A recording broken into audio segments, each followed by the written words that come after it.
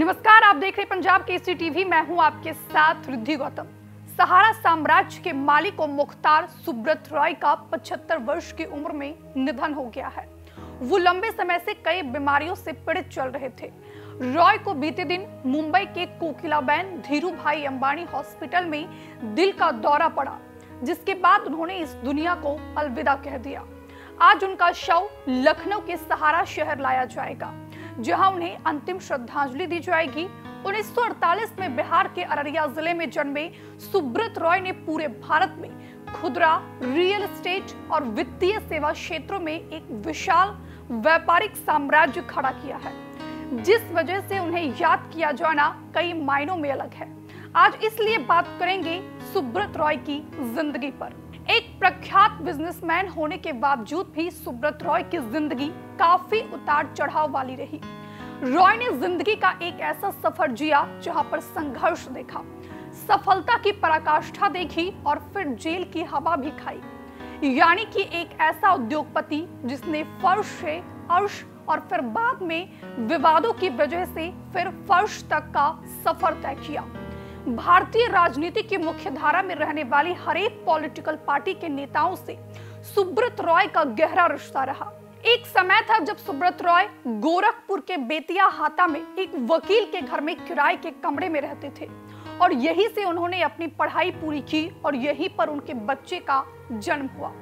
गोरखपुर से ही सुब्रत रॉय ने अपने कारोबार की शुरुआत की, एक ऐसा कारोबार जो 2000 रुपए से शुरू होकर 2 लाख करोड़ तक पहुंचा।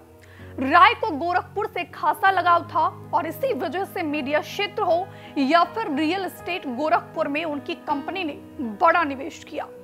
2000 में रॉय के बुलावे पर अमिताभ बच्चन जैसे दिग्गज फिल्मी स्टार गोरखपुर पहुंचे थे।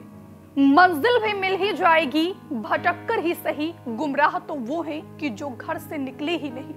शायर ने ऐसी लाइनें शायद सुब्रत रॉय जैसे लोगों के लिए ही लिखी है। रॉय की तकदीर में भी सफल होना लिखा था। लकीरों ने संघर्ष का अंदाजा बता दिया था, लेकिन मेहनत और कर्मों के बल पर उन्होंने उस संघर्ष से ही सफलता की सीढ़ियों को चढ़ा। एक वक्त था जब सुब्रत रॉय ने अपने दोस्त के साथ मिलकर नमकीन का कारोबार भी किया था। पर फाइनेंस की दुनिया में एंट्री करने के बाद सुब्रत रॉय ने कभी भी पीछे मुड़कर नहीं देखा और वर्ष 1978 में सहारा इंडिया परिवार ग्रुप की स्थापना की।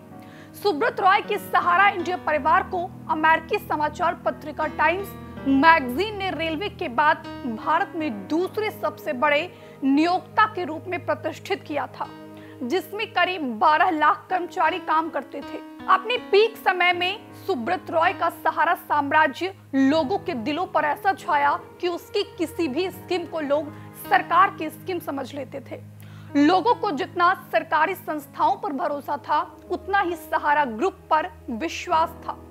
रियल एस्टेट में सुब्रत रॉय का महत्वाकांक्षी प्रोजेक्ट एम्बी वैली सिटी था, जो महाराष्ट्र में लोनावाला के पास है। इसके अलावा रॉय ने साल 1993 में एयर सहारा शुरू की थी, जिससे बाद में उन्होंने जेट एयरवेज को बेच दिया।